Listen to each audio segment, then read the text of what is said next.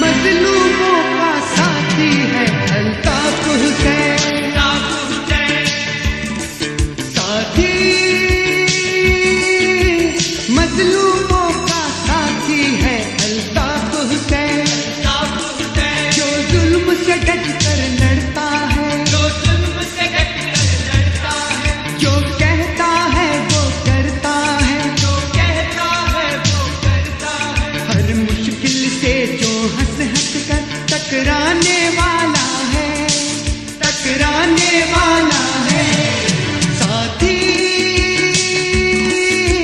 مظلوموں کا ساتھی ہے الطاف حسین۔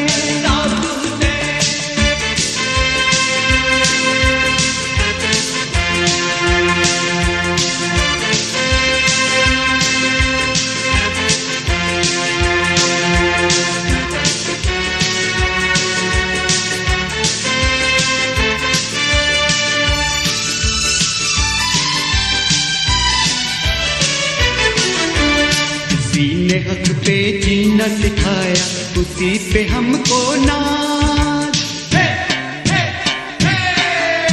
اسی نے حق پہ جینا سکھایا اسی پہ ہم کو ناز، گلی گلی اب گونج رہی ہے اس کی ہی آواز، سب سے بلند اور سب سے اونچی ہے جس کی پرواز، مظلوموں کا نعرہ ہے الطاف حسین، ساتھی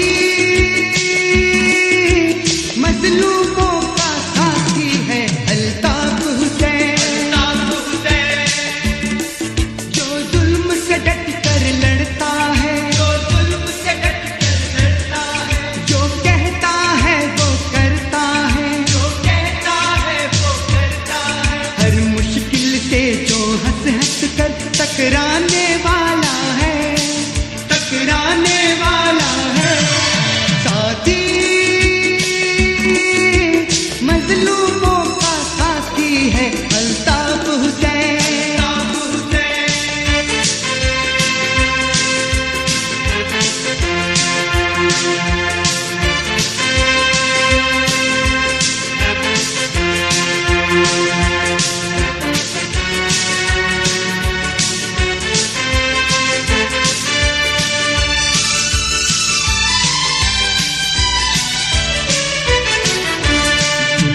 سر پہ چلنے والی وہ حق کی تلوار، ظلم کے سر پہ چلنے والی وہ حق کی تلوار، باطل کے طوفان کی راہ میں وہ اونچی دیوار، دیکھو حق کی عظمت کا ہے وہ روشن مینار، باطل سے ٹکراتا ہے الطاف حسین، ساتھی مظلوموں کا ساتھی ہے الطاف حسین، جو ظلم سے ڈٹ کر لڑتا ہے، جو کہتا ہے وہ کرتا ہے،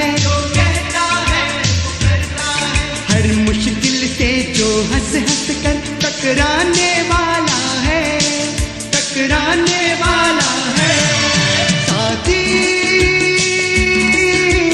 مظلوموں کا ساتھی ہے الطاف حسین، مظلوموں کا ساتھی ہے الطاف حسین، مظلوموں کا ساتھی ہے الطاف حسین، مظلوموں کا ساتھی ہے الطاف حسین، مظلوموں کا ساتھی ہے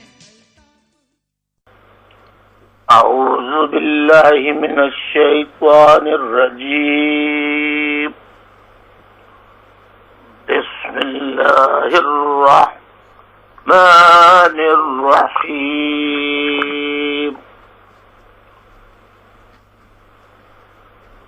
واجب الاحترام بزرگوں، میری ماں بہنوں، تحریکی ساتھیوں، تمام شعبجات کے ساتھیوں، ذمہ داروں،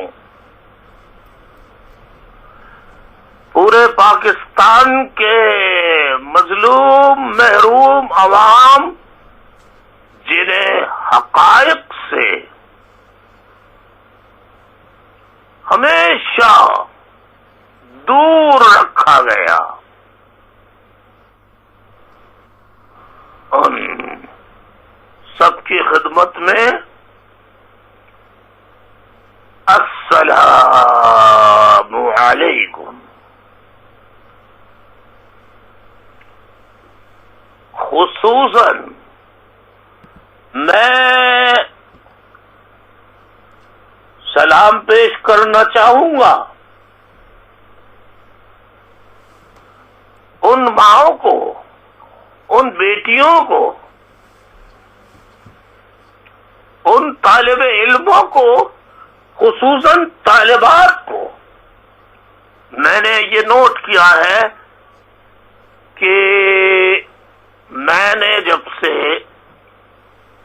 historical, philosophical and factual teaching lectures for youth کا اہتمام کیا ہے، بذریعہ mobile, video link, social media اور دیگر جو ذرائع ہیں کمیونیکیشن کے، ان کے ذریعے۔ تو مجھے طالبات کے بہت زیادہ فون آئے اور طالبات نے ایسی یعنی حکمت والی باتیں کی، اور بعض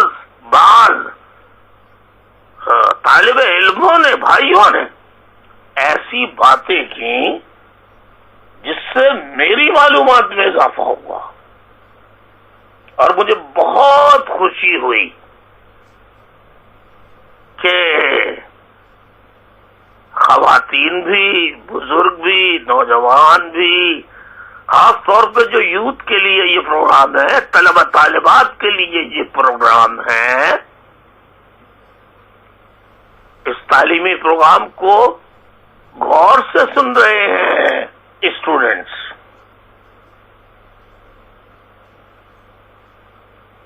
آج historical, philosophical and factual teaching lecture کا تیسرا پارٹ ہے، third part of the lectures for youth. آئیے آپ کو تھوڑا سا پرانے لیکچر کا اعادہ کروں گا تاکہ بات سمجھ میں آئے۔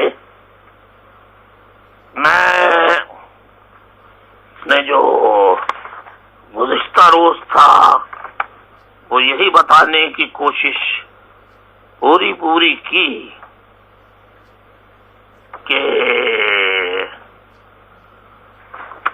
کتنے پاکستان 1947 کو بنا، قائم ہوا، اور یہ ہے 2017۔ 70 سالوں میں ہم نے کیا کھویا، کیا پایا، اور 70 سالوں میں کتنے عرصے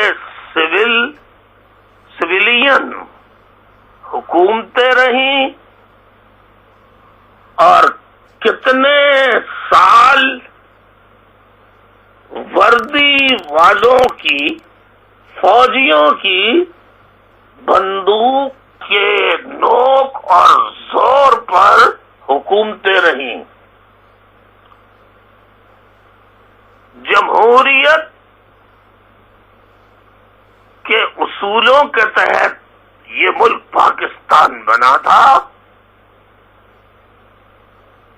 اور جمہوری اصولوں کے تحت بننے والے پاکستان میں فوجی حکومت کا کوئی کام نہیں۔ فی الحال یہ میرا موضوع نہیں ہے، میں وقتاً فوقتاً بتاتا رہوں گا کہ فوج مداخلت کر کے ملک کو، یعنی ملکی معاملات میں مداخلت کر کے ملک کو کیا کیا نقصان پہنچاتی رہی ہے۔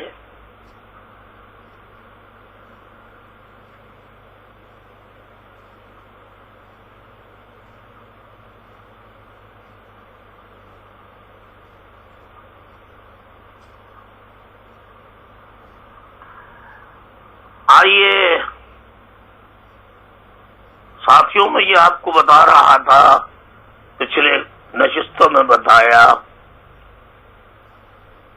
کہ جو سویلین حکومتیں رہیں وہ بظاہر سویلین حکومتیں رہیں، لیکن 1947 سے لے کر آج کے دن تک، جبکہ میں آپ سے گفتگو کر رہا ہوں، فوج کا راج، دبدبا، جائز اور ناجائز، ہر چیز فوج کے لیے جائز ہے۔ فوج کے لیے ہر بڑے سے بڑا گناہ کرنا جائز ہے۔ مثال کے طور پر میرے گھر پہ فوج نے تالا ڈال دیا، خورشید میموریل سیکریٹریٹ بند کر دیا، M P A hostel, M N As, M P As جو آتے تھے، ڈیوٹیز دیتے تھے، کام کرتے تھے، ان کے آفیسز تھے، ان کے لیے ایم پی ہاسٹل بنایا تھا، اس میں تالا ڈال دیا۔ کس کے بل پر؟ قانون کے تحت؟ جی نہیں، بندوق کے زور پر۔ میرے پاس بندوق ہوتی تو میں بھی بندوق کے ذریعے، یا میرے ساتھیوں کے پاس بندوق ہوتی تو بندوق کے ذریعے ہم بھی تالا کھول لیتے۔ 2013 سے 2017 تک ہزاروں چھاپے پڑے ہیں، بڑا بڑا بھاری اسلحہ دکھایا ٹی وی پہ، 90 پہ چھاپا مار کر 90 سے اسلحہ نکال کر کہا یہ اتنا خطرناک اسلحہ ہے کہ ہم نے تو کبھی دیکھا ہی نہیں۔ تو آپ رینجرز والوں اسلحہ دیکھیں گے کیسے؟ دوسرا، جبکہ آپ کوئی جنگ لڑیں گے، جبکہ کشمیر کے محاذ پہ آپ جنگ لڑیں گے، کسی ملک سے آپ جنگ لڑیں گے، جنگ لڑنے تو قبائلیوں کو بھیج دیتے ہیں، پٹھانوں کو بھیج دیتے ہیں، مہاجروں کو، پنجابیوں کو، سندھیوں کو، ان کو بھیج دیتے ہیں۔ جنگ لڑنے آپ خود کب جاتے ہیں؟ اور اگر کہیں جائیں بھی، خیر چھوڑیے، پھر کہیں گے کہ بہت سب باتیں کر دیں۔ میں یہ پوچھنا چاہتا ہوں، میرے گھر پہ تالے ڈالے، میں نے پچھلے خطاب میں بھی کہا تھا، سیکنڈ خطاب کا جو کیسٹ تھا میرے لیکچر کا، اس میں بھی کہا تھا، پہلے والے میں بھی کہا تھا، میرے گھر پہ تو تالا ڈال دیا کہ الطاف حسین نے پاکستان کے خلاف بات کی، پاکستان کو برا بھلا کہا۔ میں نے برا بھلا نہیں کہا، مرد آباد کہا تھا، اور پوری تقریر سنے میں نے کہا تھا جاگیرداروں کا پاکستان مرد آباد، وڈیروں کا پاکستان مرد آباد، جرنیلوں کا پاکستان مرد آباد۔ یہ پاکستان عوام کا پاکستان تھا، ہے، اور اگر اس کو فوج کا پاکستان بنانے کی ضد نہ چھوڑی تو آدھا گیا، باقی بھی آدھا ان کی ضد اور ہٹ درمی سے چلا جائے گا، چلا جائے گا، چلا جائے گا۔ کیوں؟ میں نے کہا، میں نے معافی مانگی، 2 دفعہ ان رائٹنگ معافی مانگی، chief of army staff Pakistan کے نام پہ خط لکھا، الطاف حسین جو 26 سال سے جلا وطن ہے، میں جب سے دنیا کی تاریخ لکھی گئی ہے، میں نے آج تک اپنی تعریف نہیں کی، نہ میں اپنی تعریف کر رہا ہوں، بلکہ حقائق بیان کر رہا ہوں۔ میں جب سے انسانوں کی تاریخ لکھی گئی ہے، میں واحد آدمی ہوں جس نے 26 سال ملک سے دور جلا وطنی کی کربناک اذیتناک زندگی میں رہتے ہوئے، ہزاروں میل دور رہتے ہوئے تحریک کو انٹیکٹ رکھا،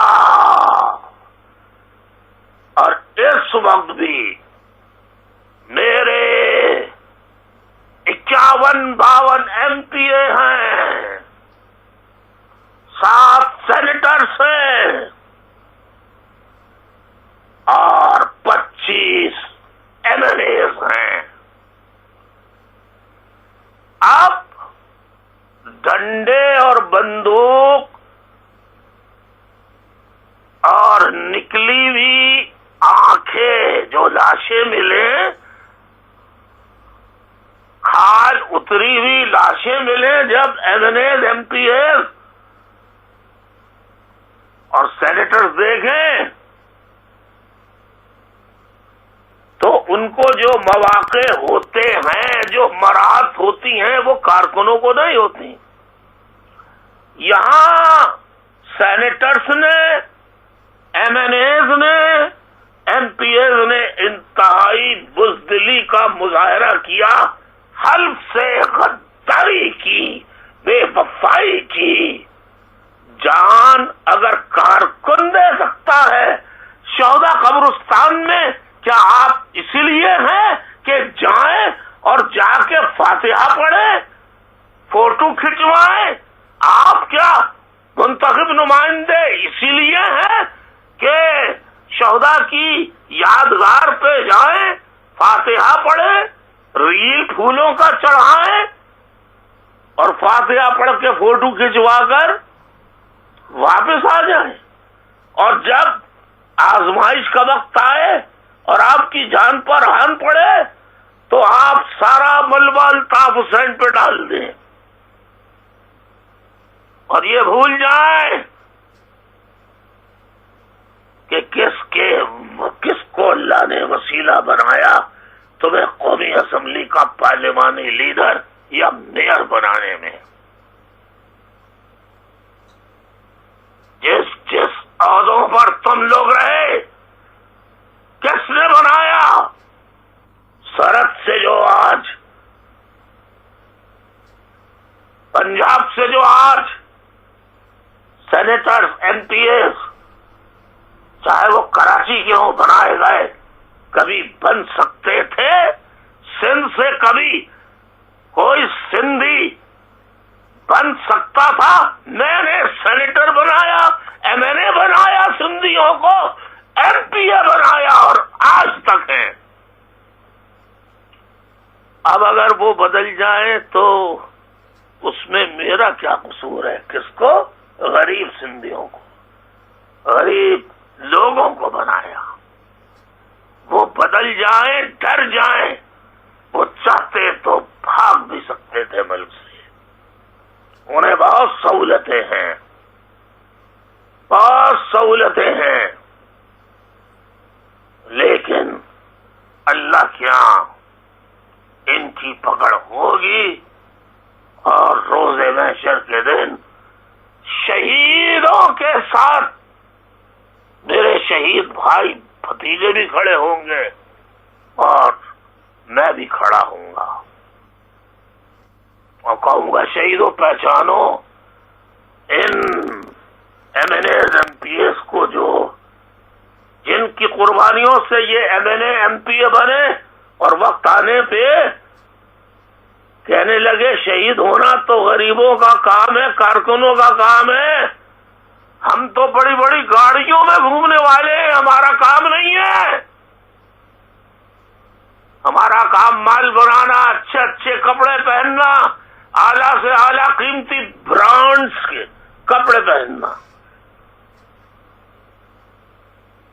مجھے تو سزا دے دی انہوں نے، فوج نے، رینجرز نے، لیکن قومی اسمبلی میں اچکزئی صاحب نے کہا، میں بار بار کہہ چکا ہوں کہ پاکستان کا زندہ باد کا نعرہ جو لگائے گا پختون، اگر ایک پختون قتل ہوا تو میں نہیں لگاؤں گا، اور جو لگائے گا پختون وہ بے غیرت ہوگا۔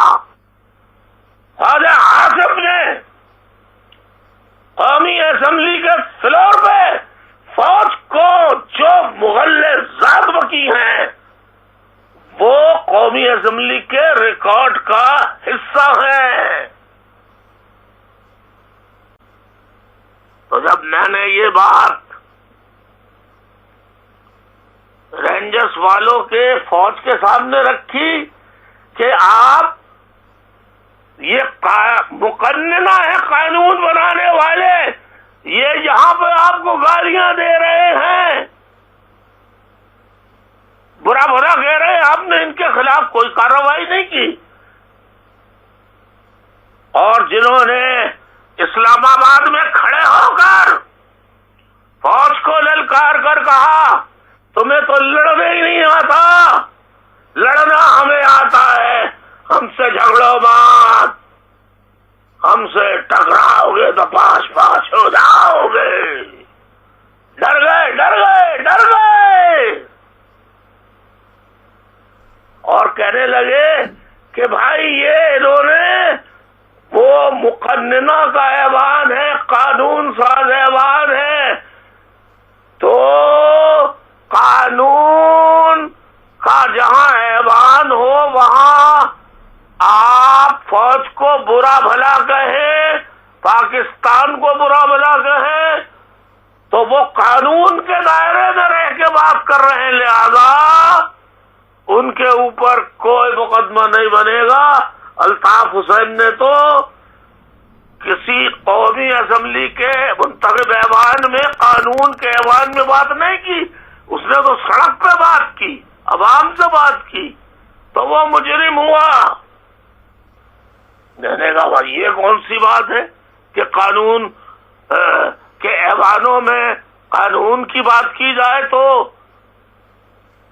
قانون نافذ کرنے والوں کے خلاف بات کی جائے، تو کہو یہ تو قانون والوں کا ایوان ہے، وہ جو چاہے ہمیں کہیں۔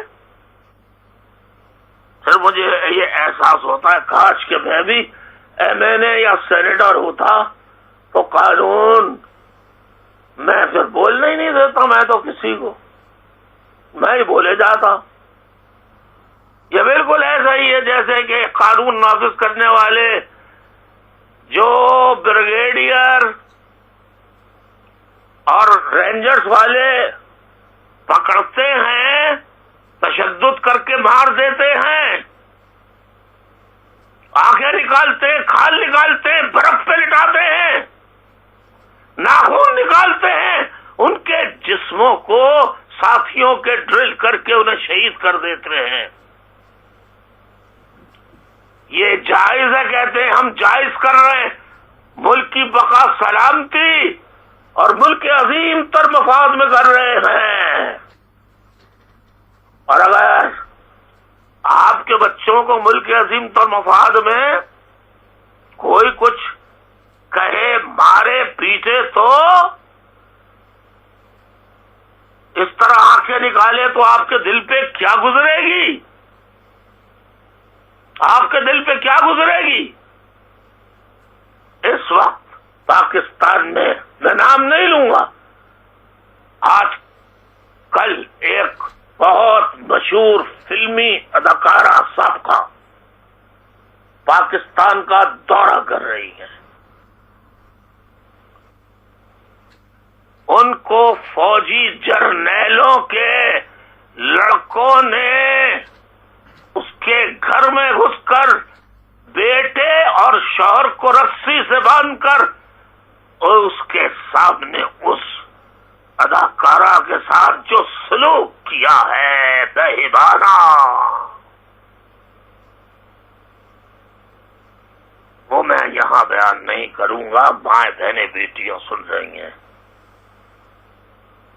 تو وہ پکڑے گئے، انہیں سزائے موت ہو گئی، لیکن ان سب کا تعلق پنجاب سے تھا، جرنیلوں کے بیٹے تھے،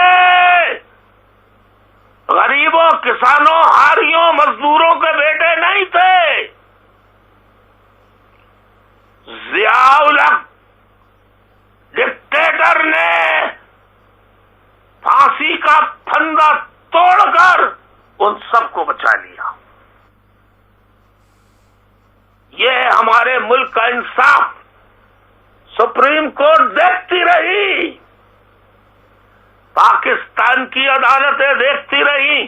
پاکستان کی عدالتوں کا تو یہ حال ہے، 75 سالہ پروفیسر جس نے لاکھوں اسٹوڈنٹس پڑھائے، اس کو گرفتار کیا ہوا ہے بغیر کسی جرم میں. 75 سال کی عمر، دل کا مریض،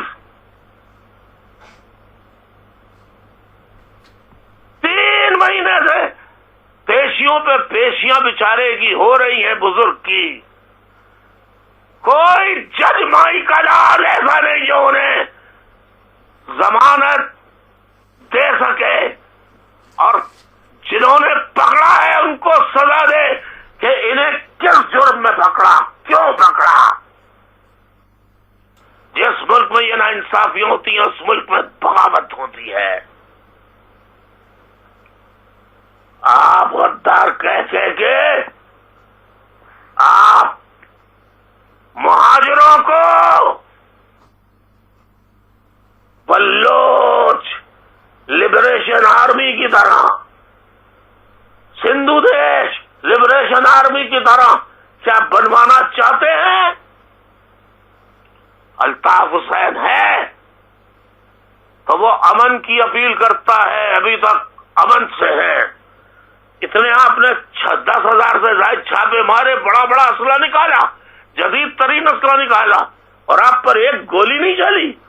لیاری میں جب آپ گئے کبھی ایسا ہوا کہ بغیر گولی کھائے آپ کا کوئی سپاہی بغیر مرا ہوا یا پولیس والا مرا ہوا یا زخمی ہوا ہوا وہاں سے واپس آیا؟ نہیں آیا. ہمارے کسی ایک علاقے میں آپ پر کوئی فائر ہوا؟ نہیں ہوا.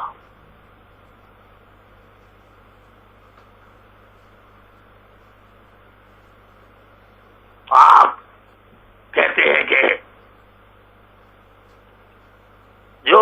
کرتے ہیں ہم قانون کے دائرے میں کرتے ہیں. کس آئین کی کتاب میں لکھا ہے کہ آپ گرفتار کر کے لوگوں کو حراست میں بغیر عدالت میں پیش کیے، ان پہ تشدد کر کے، ان کی آنکھیں نکال کے، ان کے جسم جلا کے، برف پہ لٹا کے، جسم کو ڈرل کر کے ان کو ہلاک کر دیں، ان کو شہید کر دیں؟ کون سے آئین میں لکھا ہے؟ کس اسلامی کتاب میں لکھا ہے؟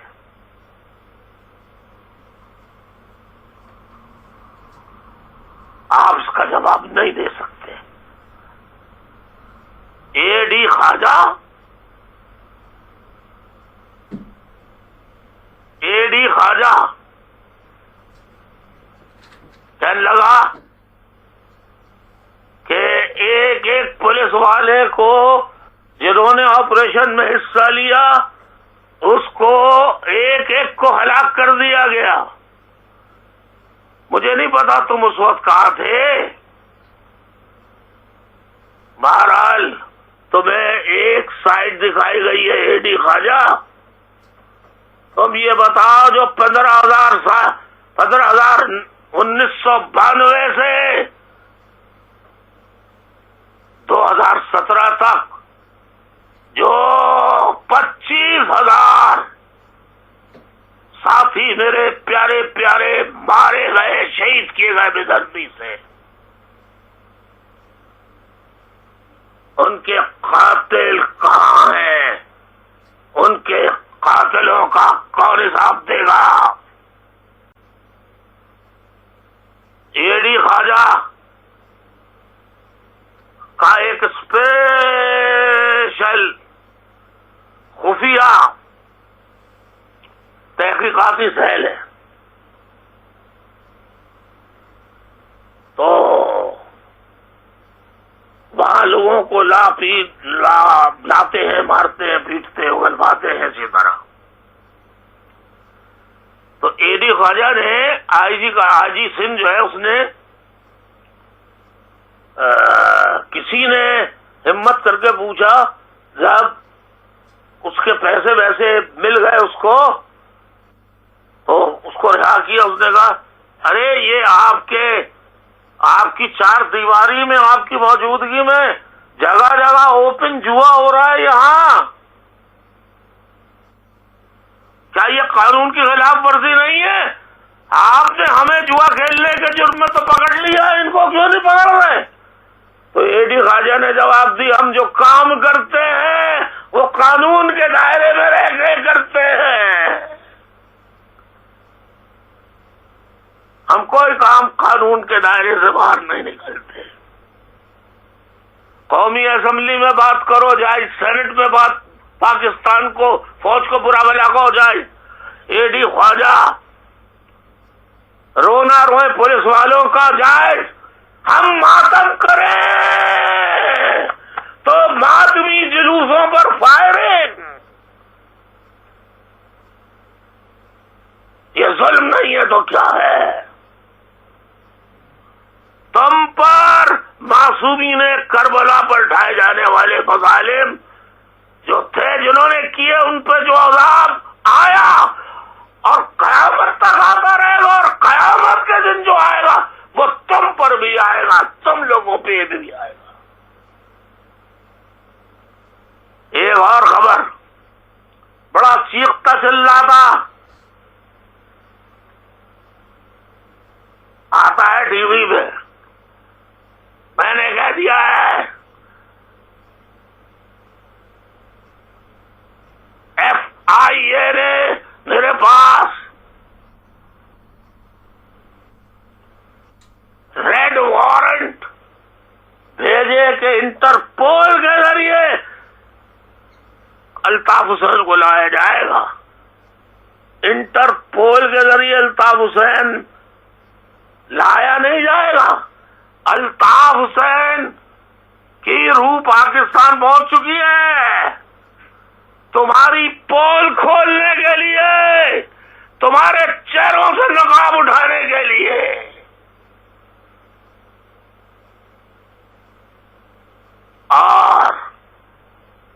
تمہاری پول کھلے گی تو تمہاری آنکھوں سے بغیر چانٹا لگائے خون نکلے گا، کانوں سے خون نکلے گا، ناک سے خون نکلے گا، تو تمہیں ہر وارنٹ ریڈ نظر آئے گا. اسے کہتے ہیں ریڈ وارنٹ انٹرپول.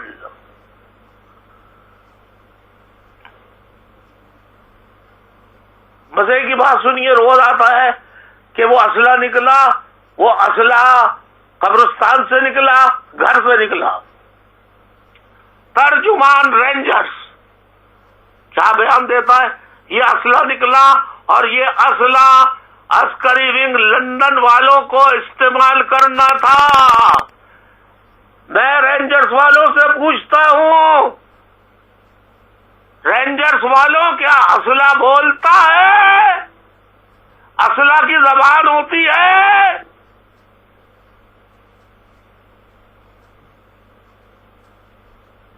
اور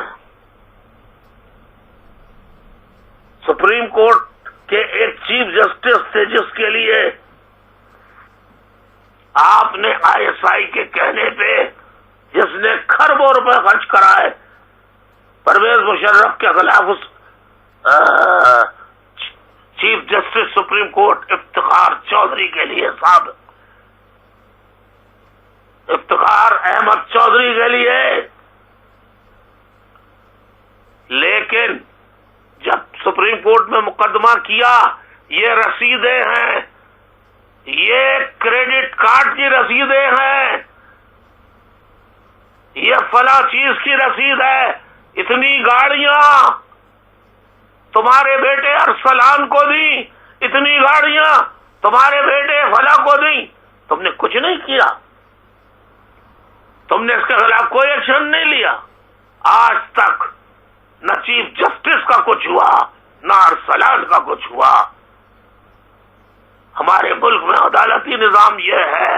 انٹرنیشنل کمیونٹی کے لوگوں، میرے اس بیان کو ٹرانسلیٹ کروا کے سنو. If you try to understand where in Pakistan the rule of law, does it exist or not?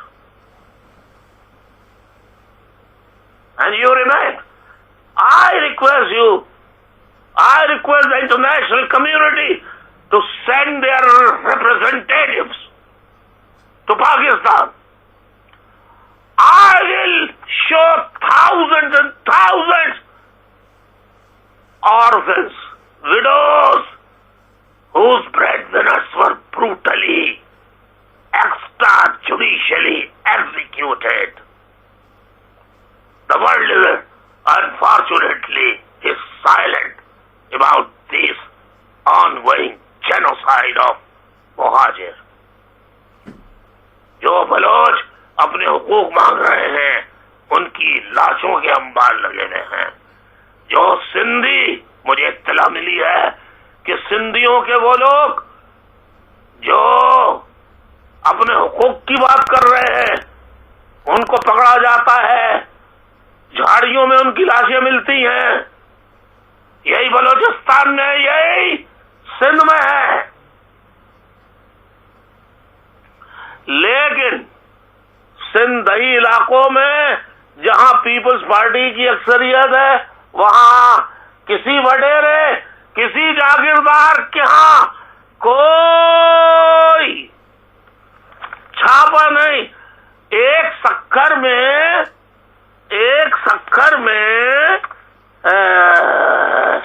وہ اللہ بلا کرے، سکھر میں نہیں، لڑکانہ میں چھاپا پڑا. اس کا نام تھا شاید اسد کھرل. رینجرز والے پہنچے اسے گرفتار کرنے کے لیے. وہ ہوم منسٹر کا پتہ نہیں کون تھا، کون نہیں تھا، بھائی تھا، بھتیجا تھا، کون تھا. وہاں 200 سے زائد لوگ پہنچے، رینجرز کی رائفلیں چھینی، مار کے رینجرز والوں کو بھگا دیا. رہا کرنا پڑا، سر جھکا کے معافی مانگ کے، پیروں کو ہاتھ لگا کے، وڈیروں کے یہ واپس آ گئی رینجرز. یہ بہادری ہے ان کی. آئیے میں اب اپنے مقصد کی طرف، اپنے جو میرا موضوع ہے اس کی طرف آتا ہوں کہ پاکستان میں اب قرارداد پیش کی جا رہی ہے. کون سی پاکستان میں؟ ابھی پاکستان بنا نہیں ہے. ہم نے کیا کیا قربانیاں دی پاکستان کے لیے، ہمارے بزرگوں نے. سنتے جائیے آپ، میں حقائق پہ سے پردہ ہٹاتا رہوں گا، وہ حقائق بتاؤں گا جو نہ آپ نے پڑھے نہ سنے، وہ آپ کو حقائق بتاؤں گا. آؤ نوجوانوں، یہ آڈیو لیکچر نمبر 3. پاکستان ابھی بنا نہیں ہے. ایک قرارداد جسے قرارداد پاکستان کہتے ہیں، 23 مارچ کو قرارداد پاکستان کا دن منایا جاتا ہے، چھٹی ہوتی ہے. غور سے سنیے، یہ قرارداد پاکستان نہیں تھی. لکھو ساتھیوں، طلباء لکھیں، یہ قرارداد لاہور تھی جو منٹو پارک میں پیش کی گئی، لاہور کے منٹو پارک میں، جس کو اب اقبال پارک کا نام دے دیا گیا ہے.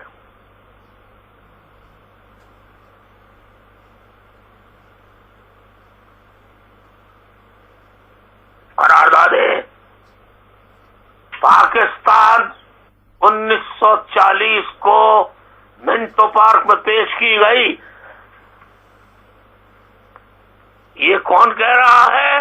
جنہوں نے قرارداد لاہور کو قرارداد پاکستان. ایک بات میں آپ کو بتا دوں، طالبات، کسی کتاب سے آپ مجھے نکال کے بتا دیں کہ یہ قرارداد پاکستان ہے، یا اس قرارداد میں لفظ پاکستان استعمال ہوا ہے؟ ہوا ہی نہیں ہے. پاکستان استعمال نہیں ہوا. بہرحال آئیے چلتے ہیں. قرارداد لاہور آپ کو پتا ہے کس نے لکھی؟ تحریر کس نے کی تھی؟ سر محمد ظفر اللہ خان نے تحریر کی تھی. سر محمد ظفر اللہ خان احمدی جماعت سے تعلق رکھتے تھے، جنہوں نے قرارداد بقول آپ کے پاکستان پیش کی. آج انہیں کافر کہہ کر ان کے گھروں مساجد پر حملے کیے جا رہے ہیں. پاکستان میں احمدیوں کا، عیسائیوں، ہندوؤں، مائنورٹیز کی طرح جینا مشکل بنا دیا گیا ہے. میرے علاوہ کون بولتا ہے؟ ہر مظلوم کے لیے، عیسائیوں کے لیے، ہندوؤں کے لیے، سکھوں کے لیے، تمام مائنورٹیز کے لیے میں آواز اٹھاتا ہوں. میں الطاف حسین، منٹو پارک لاہور میں یہ قرارداد 23 مارچ کو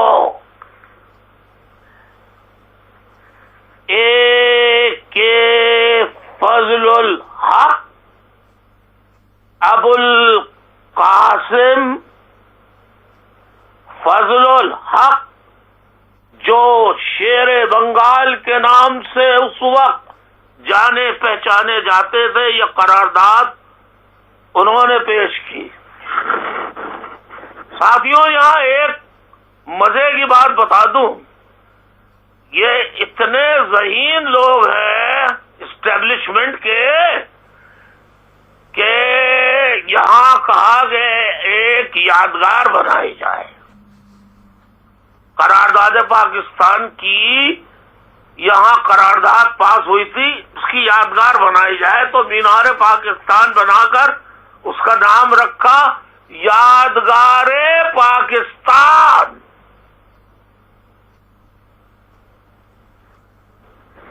پھر ہم جیسا کوئی پاگل ہوگا، الطاف حسین جیسا، اس نے کہا یہ کیا کر رہے ہیں آپ، یہ پاکستان کے قیام کی قرارداد پاس ہونے کا مینار بنا رہے ہیں، یادگار تو مرنے والوں کی بنائی جاتی ہے، سزا تالا مجھے لگا رہے ہو میرے گھر کو بند کر کے۔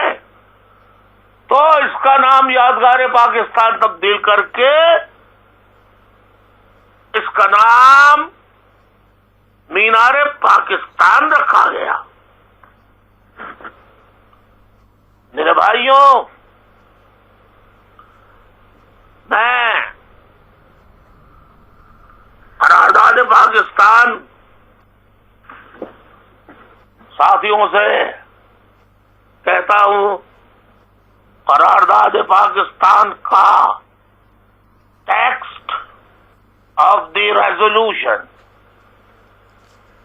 یہ ذرا کیمرہ ان کیجیے پلیز، اور اس طرح دکھائیے کہ میرے ساتھی آرام سے پڑھ لیں۔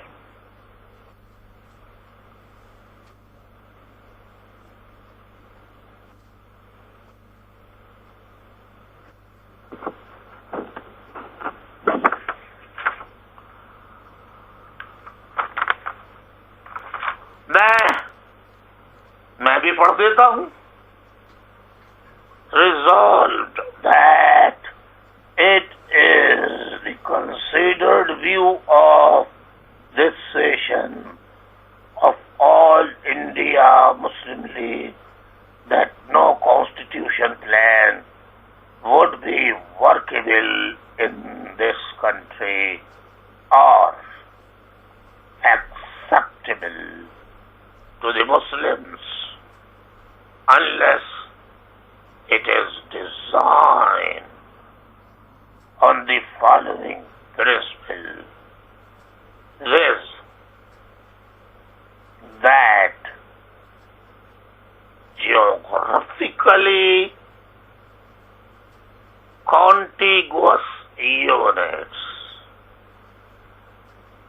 are demarcated into regions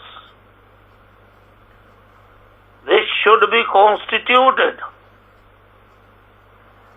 with such territorial readjustments as may be necessary, that the areas in which the Muslims are numerically in a majority, as in the northwestern and eastern zones of British India, should be grouped to constitute independent states, in which constituent units should be autonomous and sovereign. یہ انگریزی میں تھا۔ ساتھیوں، ذرا اردو کا بھی دکھا دیجئے پلیز۔ آئیے میں بھی آپ کو پڑھ کے سناتا ہوں.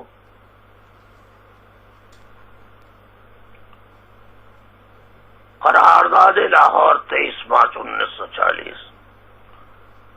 23 مارچ 1940 کو شیر بنگال مولوی فضل الحق نے قرارداد لاہور منٹو پارک لاہور میں پیش کی، جو پاکستان کے قیام کی بنیاد بنی.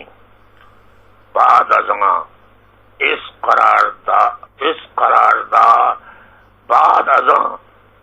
قرارداد پاکستان کہلائی. ہونا چاہیے تھا اس قرارداد کو جو بعد میں قرارداد پاکستان کہلائی. اس کے متن میں یہ بھی درج تھا کہ کل ہند مسلم لیگ کا اجلاس مکمل غور و خوض کے بعد اس نتیجے پر پہنچا ہے کہ اس ملک میں کوئی بھی آئین اس وقت تک قابل عمل اور مسلمانوں کے لیے قابل قبول نہیں ہوگا جب تک کہ اسے بنیادی اصولوں پر تیار نہیں کیا جاتا، یعنی جغرافیائی طور پر متصل اکائیوں کی ایسی خطوں کی صورت میں حد بندی کی جائے جن کی تشکیل ضروری علاقائی رد و بدل کے ساتھ اس طرح کی جائے کہ وہ علاقے جن میں مسلمانوں کی اکثریت ہے، جیسا کہ ہندوستان کے شمال مشرق اور شمال مغرب میں ہے، انہیں اس میں مدد دی جائے تاکہ وہ آزاد مملکتیں بن سکیں. ان مملکتوں میں شامل ہونے والی وحدتیں خود مختلف اور مقتدر ہونی چاہیے، یعنی خود مختار اور حاکمیت کامل کی حامل ہوں. خود مختار ریاست کا نہیں، خود مختار پاکستان کا نہیں، خود مختار ریاستوں کا ذکر کیا تھا.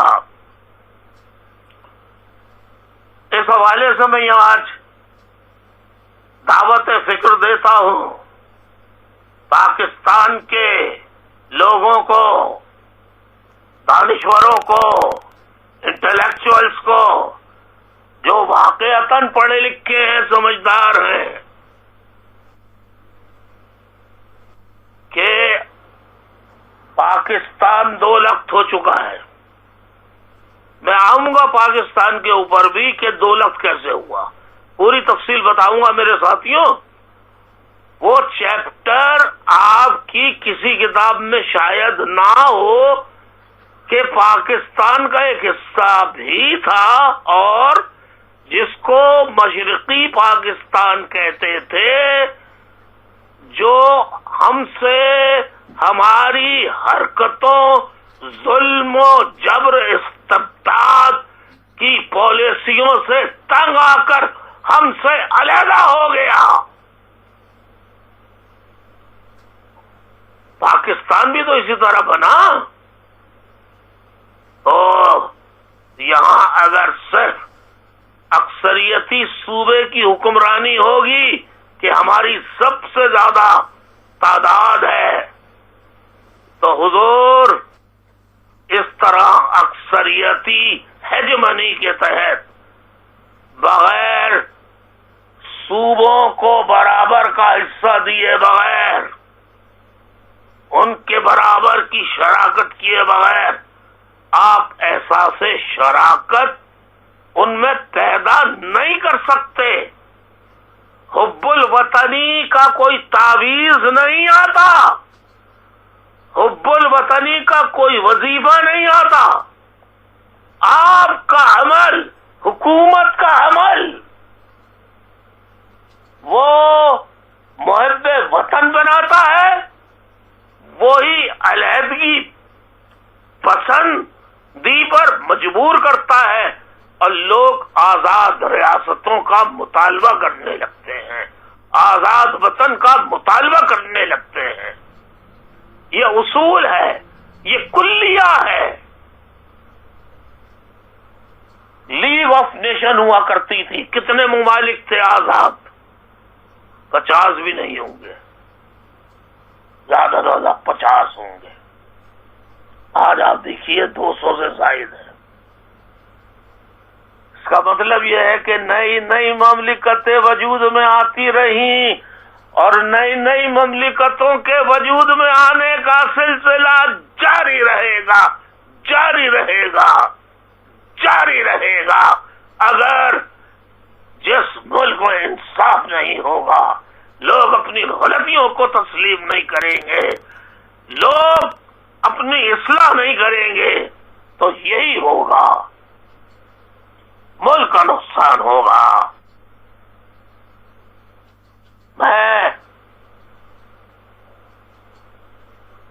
اور بھی بہت کچھ آپ کو بتاتا، اور بتاؤں گا میں، زندگی رہی، کیونکہ مجھے یہ بھی کہا گیا کہ ہم سب بزی چل رہے ہیں، تو ذرا اگر دورانیہ کم ہو جائے لیکچر کا، تو میرا خیال یہ ہے کہ قرارداد پاکستان پر ختم کر کے یہیں سے چوتھا لیکچر جو ہوگا پارٹ 4، اس میں آپ کو نئی نئی باتیں بتاؤں گا جس سے آپ کو تعجب ہوگا۔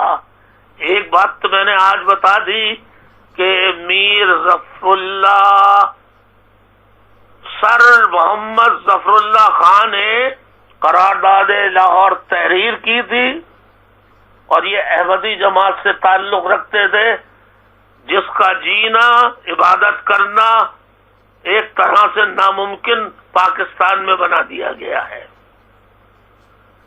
اس کے بعد ایک اور فقہ کے لوگ آئیں گے، میں ابھی اس بارے میں بات نہیں کر رہا، لیکن جب آپ سنیں گے تو آپ کانوں میں یا تو انگلیاں ٹھوس لیں گے، یا شاید ٹیپ بند کر دیں، آپ سے سنا نہ جائے۔ بہرحال دعا کیجئے اللہ آپ کو سلامت رکھے، سب کو خوش رکھے۔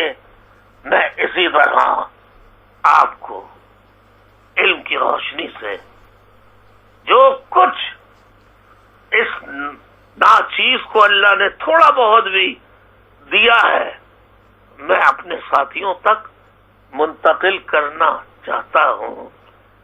جو بک گیا وہ بک گیا، جو ڈر گیا وہ ڈر گیا۔ آپ کو اپنی قبر میں جانا ہے، لہذا آپ اپنی فکر کیجئے، ثابت قدم رہیے۔ توبہ کر سکتے ہیں تو توبہ کر لیجئے کہ غلطی ہو گئی، اللہ سے، اللہ سے، اللہ سے۔ میرے بھائیوں، ماؤں، بہنوں، بزرگوں، خاص طور پہ یوتھ، آج کا لیکچر میں یہیں ختم کرتا ہوں۔ انشاءاللہ چوتھے لیکچر میں قرارداد پاکستان کے بعد مزید تاریخ کو آگے بڑھاؤں گا۔ بہت بہت شکریہ، اللہ آپ کا حامی و ناصر ہو۔ وآخر دعوانا ان الحمدللہ رب العالمین۔ السلام علیکم ورحمۃ اللہ وبرکاتہ۔